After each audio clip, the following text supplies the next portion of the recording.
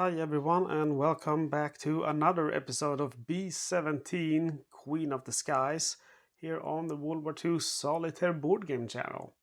This is episode 12. Last episode we survived a very tough mission, going to the La Rochelle U-boat submarine pens all over in Zone 8, so that was really baptism by fire. But we paid for it. Our original bombardier, Lieutenant Johnny P., was seriously wounded and sent home. His replacement has now arrived. His name is J. Irish Harkin. So as I've told you before, I am going to keep playing until all of my original crew members are KIA or sent home and my original B-17 is destroyed. We still have our original B-17 plane, which is Heaven's Way. We have our original navigator, Lieutenant Rick Tor. He got one ME-110 kill. And we have our original pilot, that's yours truly. We do not have our original co-pilot. He has been sent home due to serious wounds. We have a new pilot. His name is Philip Merritt. And this is going to be his 5th mission. We do not have our original engineer either. Ronald Lee Ermy was sent home due to wounds, if I remember correctly. And we have a new engineer. His name is Brett Grimmond. And he's currently scored 3 kills in only 3 missions. Actually 2 missions. But then we have original crew members, our radio operator, Sergeant Tom Martin, our ball turret gunner, Angus Young, with 1 kill, a port waist gunner, Sergeant Malcolm Young, with also 1 kill, and then we have our starboard waist gunner, Cliff Williams, and tail gunner, Sergeant Bon Scott. So also original crew members. So all in all, we have 7 out of 10 crew members are the original crew members, and we have the original plane. But we're just in mission 11, and mission 11 is actually when things start to get rough. So let's roll on chart G3, missions 1125. So one quick note here for anyone watching who's been watching from the beginning. Actually, doesn't matter if this is the first mission you watch. I will not do the charts anymore because the missions are getting so long, and I'm not going to do the charts for 2 reasons. The first reason is that since we have done 11 missions before this, and yeah, this is going to be episode 12, mission 12. I think I said 11 both times, but it's all right. It's early in the morning. Anyway, so the reason why I'm not going to use the charts is, first of all, because we have done 11 missions before this. So you should also, I think, know the charts by now. And I am going to call out everything. So I'm just not going to put them on the screen. The second reason is that the further I go into my campaigns, I've noticed that viewers drop. So once you get past mission 10, maybe you're going to have 100 views, something like that. So say that I record a mission for 1 hour. Maybe that will take me actually 2 hours or 3 hours with preparation, setting up, recording equipment, so on. So maybe 3-4 hours of work just to record 1 hour of an episode. And then the actual editing time is, I would say, for an hour. If the episode is 1 hour long, I would say it generally takes at least 2 hours, a little bit longer, to edit with all the charts and so on. So I'm going to actually save myself that time because of the 2 reasons mentioned. So I hope you will enjoy this show anyway. Would be cool to let me know. Is it still enjoyable even without the charts? Do you know them by heart like I almost do now? Let me know in the comment section. Anyway, we are going to go ahead and roll on our first chart for the day, which is G3, missions 11 to 25. And just as before, we want to have a low number on the red die. And that is because the lower number, the easier mission. And we're all 15, so that we're off to a good start. That is going to be the Abbeville Airfield. So we go ahead and note that on our composite mission record and our mission chart. So we're hitting the Abbeville Airfield. Now we need to see our position. So we roll on G2 for format position. On 3 to 11, it's the middle. 2 or 12, we have a bad position. And roll 9, so we're gonna have the middle position.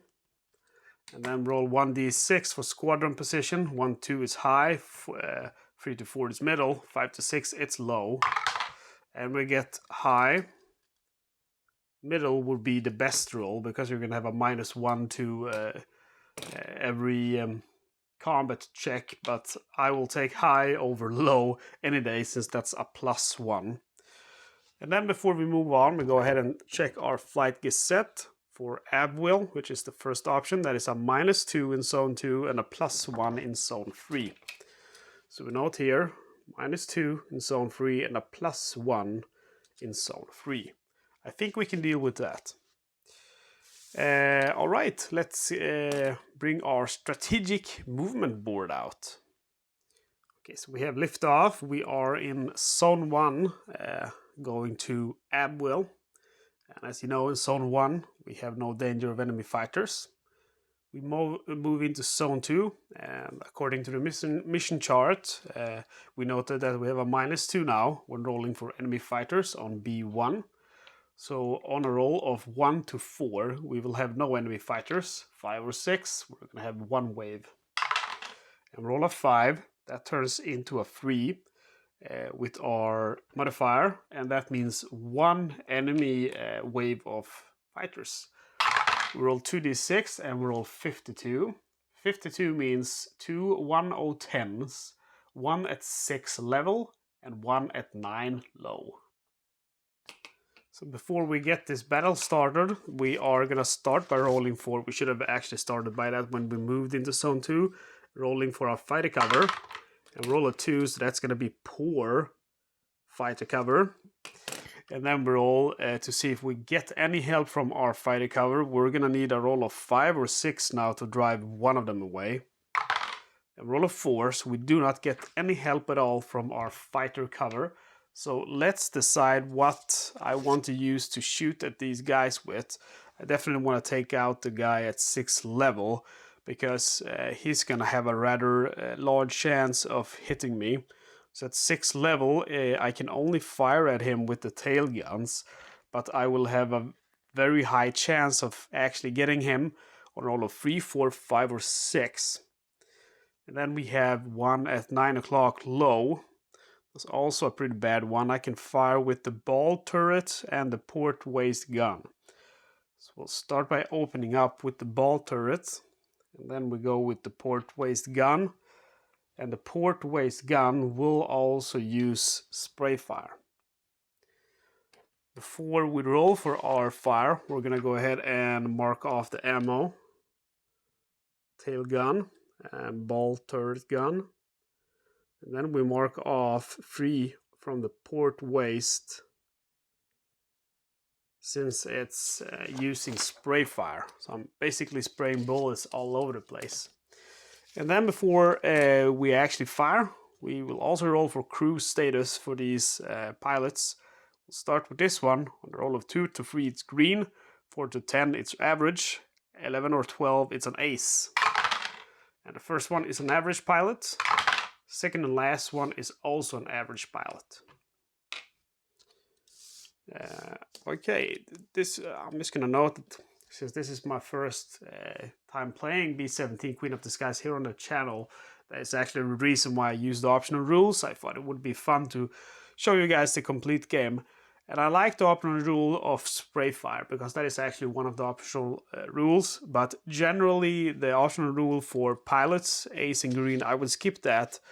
It's just, I don't think it adds much to the game. And it's just basically, you know, takes more time. Okay, so we will resolve our fire to hit the 1 out of 10 here, which is really important that I do. Who's coming at 6 o'clock level. I am gonna need a roll of 3, 4, 5, or 6. If I don't get him, we're gonna have trouble because he's gonna also hit me on a 3, 4, 5, or 6. So I'm firing, and roll of 5, so we have managed to hit him. So that's very good. This might be Bon Scott's very first kill, we will roll for damage. He will have a +1 since it's a twin guns weapon.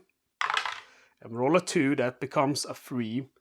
So that means the fighter will fire with a -2 to his roll, and then he will break off. And we have to resolve the fire now from 9 o'clock low. We fire first with the ball turret gunner, and the ball turret gunner at 9 o'clock level is gonna need a 4, 5, or 6 to hit. So we'll try and roll a 3, so unfortunately that is gonna be a miss.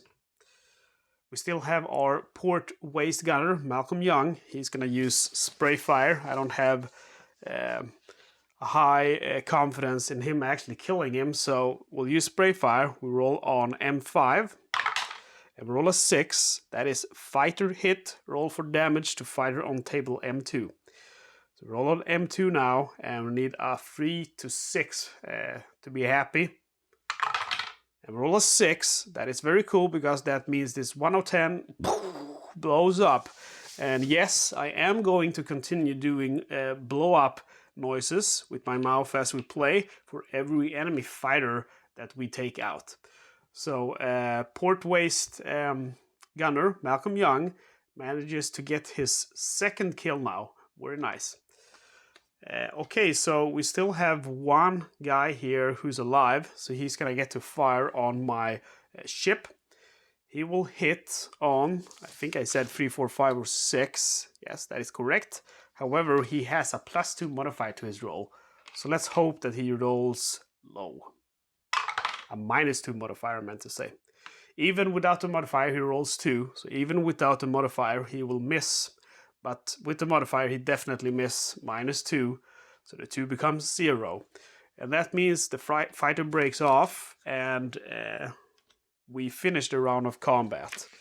I should have noted here also on the mission chart, I think I rolled 50. Did I roll 52? Yes. So note here, we have dealt on the way out in zone 3 with wave 52 and just scratch it. And again, I think my guys are doing a splendid job. Let's get back to the movement board. Let's go ahead and note the kill before we forget it. So we got it with our port waist gunner, who we have here. An ME 110. That is not too bad. And that is going to be again Malcolm Young's 2nd kill. He has killed an ME 109 before. Let's see here if there is room for it.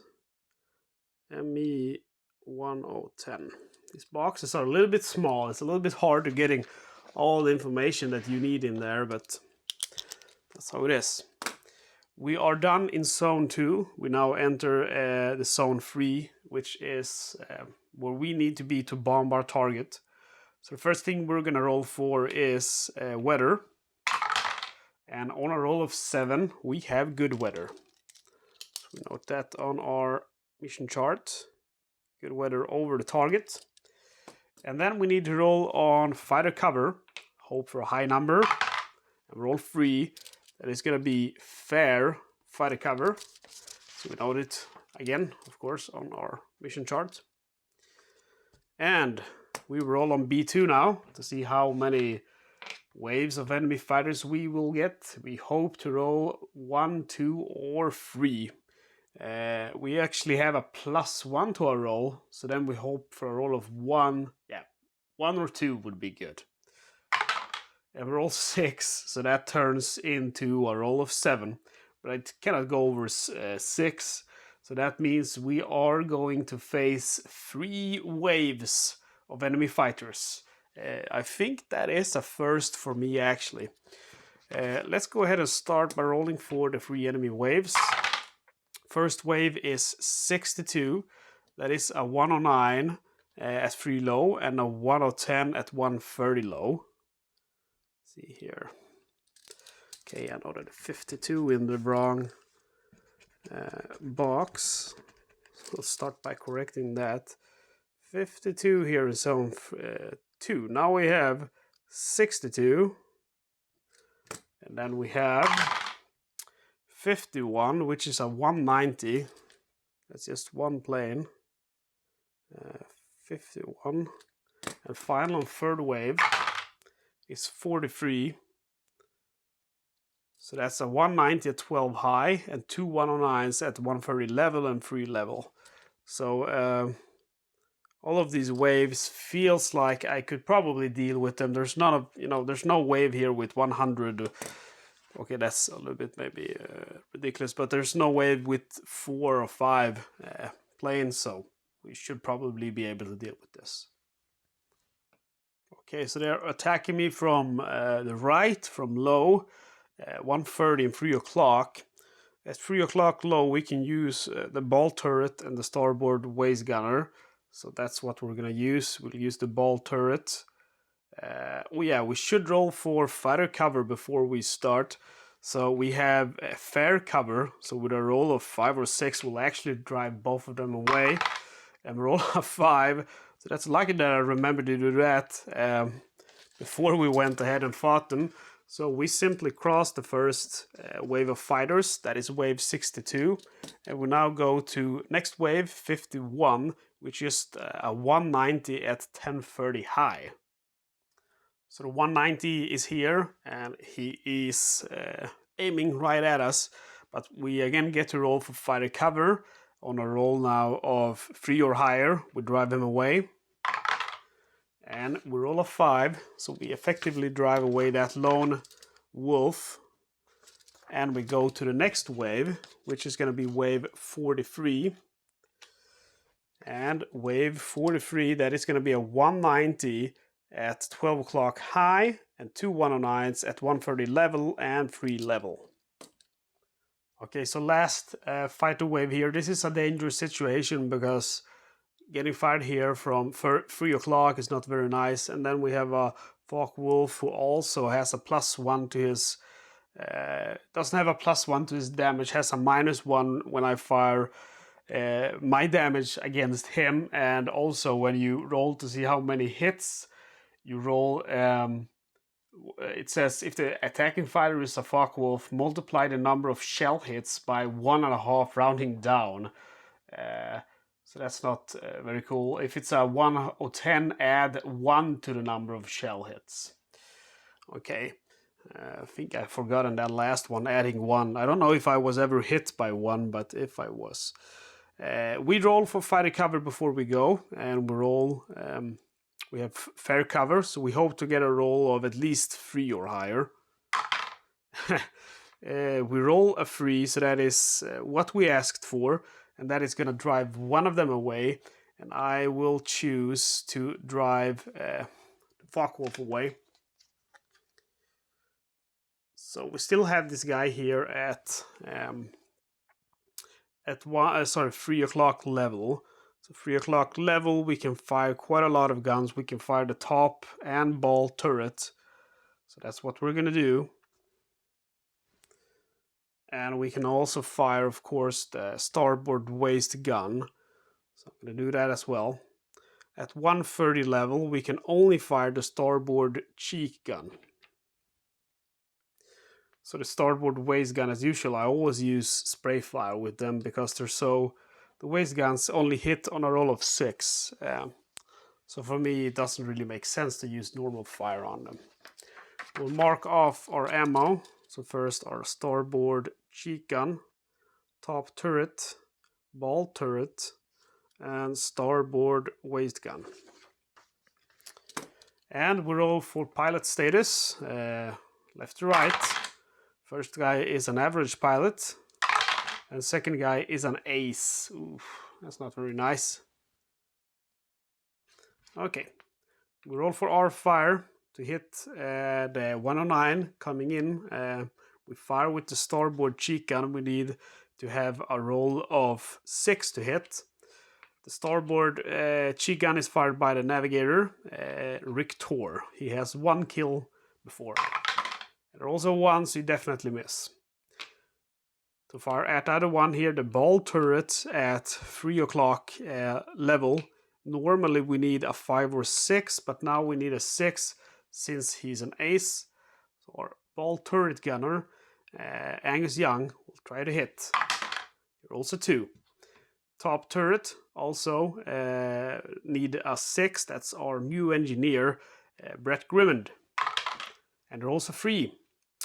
Starboard waist gunner Cliff Williams will use spray fire. So let's hope for a good result. Roll of 4. That is fighter breaks off without firing. Thank God. One thing we'll do here before we move on. Starboard waist gunner, I should actually have marked off 3 ammo boxes since we are using spray fire. Okay, so we get rid of the ace. The ace falls back. That's the one we want to get rid of. And we have to resolve the 109's fire against us. So at 130 level, he will hit us on a roll of 5 or 6. And rolls a 4, so he misses, zoom, and he drives off. And we actually get to fire at him with our tail guns as he goes by. So that's we're gonna do that. Just try to score a kill because it's fun. So I'll mark off an ammo box on the tail gun. You're just gonna have to take my words for it. And roll for damage. So Bon Scott is trying, but he rolls a 2, so he misses. Okay, so we go ahead and mark off wave 43.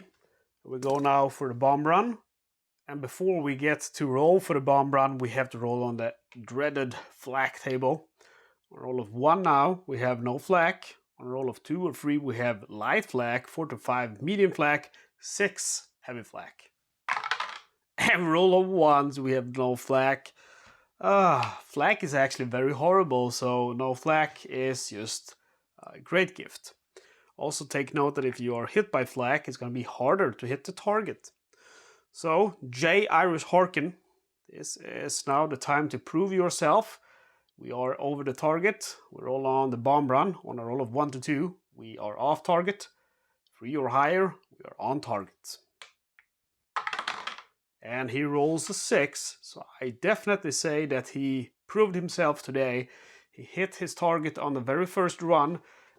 We now need to see how many bombs actually hit the target. So we roll on the on-target chart, 2d6, and roll 7. That is 40% on target. That is as high as we have ever gotten. So I think he definitely proved himself today. Alright, so we turn the plane around and we head back towards the safety of good old England. Before we do so, we are going to go ahead and take out our mission chart and roll for fighter cover. We hope for a high number. Roll 6. That means we're going to have good fighter cover. Actually, it should be over here in zone 3 on our way back. And we have to do the pleasure of rolling one last time on the B2 chart. That is number of enemy fighters in designated target zone. We roll now with a +1 according to the modifier from the Gazette of heading to Abbeville. So we roll and hope for a low number. We get a roll of 4, which turns into 5. That's still okay. That's 2 enemy waves. So we roll for the waves. First wave is 41. That is a 190 at 12 o'clock high. And I am going to note it here, but I will scratch it out right away. And the reason why I do that is because that is just 1 enemy fighter. And we have good fighter cover. So when we roll for fighter cover defense, even on a roll of 1, it will drive one of them away. So we go ahead and roll for the second wave. And that is going to be 22. That is 2 1/10s at 12 o'clock low and 10:30 level. So before we bring those bad boys out, we shall roll for fighter cover defense. And on a roll of 3 or higher, we drive 2 of them away, meaning we're not going to bring them out. And we roll a 1, so on a roll of 1, we only drive 1 of them away, meaning we have to go to battle. Okay, so our fighter cover brings 1 of them away. So we have 12 low and 130 level. We get rid of the 110 at 130 level because we can hit the one coming in from 12 o'clock low with more gunners than 130 level. So at 12 o'clock low we can fire also the ball turrets besides the nose gun. Unfortunately, we cannot use spray fire. So we start with the nose gun, and again, J. Irish Harkin is going to have to prove himself here. Let's note the ammo before. Not really any reason to note it during these very short missions because it's going to be hard to run out of ammo, but we'll do it anyway. It's kind of fun to do it. And also we should roll for pilot status, and we have an average pilot here. So J. Irish Harkin is firing nose gun. He needs a roll of 6 to hit. J. Irish Harkin, who has a twin brother serving in an M4 Sherman in the 3rd Armored Division, is a pretty good shot because he hits that 1 out of 10. We roll now on damage against German fighter. On a roll of 5 to 6, we managed to destroy it. I can't believe it. He rolls a 5. That's pretty impressive. So he doesn't only hit the target of the, as the bombardier, he also takes down an enemy fighter. We note here, bombardier, ME 1 out of 10. And let's also note it on our mission record. See, bombardier. There's no room remaining, so I'll have to do it here. Yeah, there should be more. Also note 40%. There should be more space here on the composite mission record, but it is what it is. So I forgot to do one very important thing, and that is. Yeah. So we scratch wave 22 that has been dealt with. We move into zone 2 now. We roll first for fighter cover. We roll 6. That means we have good fighter cover over here in zone 2. We roll for enemy fighters on B1. We have a -2 according to our Gazette. That means we're only going to have enemy fighters now on a roll of 5 or 6. And we roll a 1, so we have no enemy fighters. We enter zone 1 safely and happy. And we roll for weather. The weather on a roll of 10 is going to be good, meaning we have definitely a mission success here. Because as we roll on G9, we have no modifiers whatsoever, so it's impossible to have anything other than a safe landing. On a roll of 2 to 12, we have crew and B-17 safe. We roll 3. So we have landed safe, and this is going to be a victory for us. And a very nice victory, I gotta add. Small, simple mission, but we still managed to take down 2 enemy fighters. We managed to hit with our bombs. 40% of the bombs are direct hits. So I'm very happy of how today's mission went. This is going to be another victory, like I said. So this is our 5th victory. We have had 7 draws, 5 victories, and still no defeats. So definitely, I would say we're on the winning side here. 12 missions played, guys. That means we have 13 missions remaining. I have no hopes of surviving, I gotta admit that. I have played a few campaigns on my own, never made it further than actually mission 6 without all of my original crew members and original B-17 getting destroyed. I have read the different after action reports. I've also watched the Stuka Joe show. I watched the Combat Medic B-17 campaign. And yeah, things can end quickly, especially when you get past mission 10. But that being said, we're not going to give up. We are going to do what we're ordered to do, and we're going to stick together and trust each other. I mean, we have made it this far, and we only lost 3 out of 10 of our original crew members still in our original plane. So let's keep up whatever we're doing. It seems to be working. I hope that you will join me for the next mission, guys. It'll be interesting to see what happens. If you're not already subscribed, subscribing is a great way to make sure that you don't miss out on any future campaign missions, hitting the bell icon, you will get a notification when I publish next episode. Liking and commenting on the video helps me out a lot. If you have time to do that, I would appreciate it. You can help the channel a little bit extra by becoming a channel supporter, and you will pay $2.99 a month. You can also do a one-time donation through PayPal. You'll find my PayPal address in the description, or with YouTube Super Thanks. Currently trying to save up to a better camera, which is a little bit expensive, I'm afraid. So every donation is very grateful, even $1. It's very grateful. And again, this is only if you can and if you want. My episodes will never cost you anything. You're never going to have to pay anything at all to enjoy the content on my channel.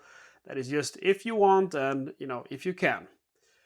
Again, I want to say thank you very much for watching another episode of B-17. I love playing these. I find myself more and more going towards playing these narrative games. They are very fun. And I think for a solo experience, they are perfect for that type of game.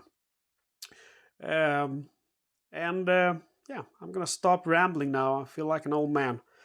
I will see you for episode 13 of B-17, Queen of the Skies.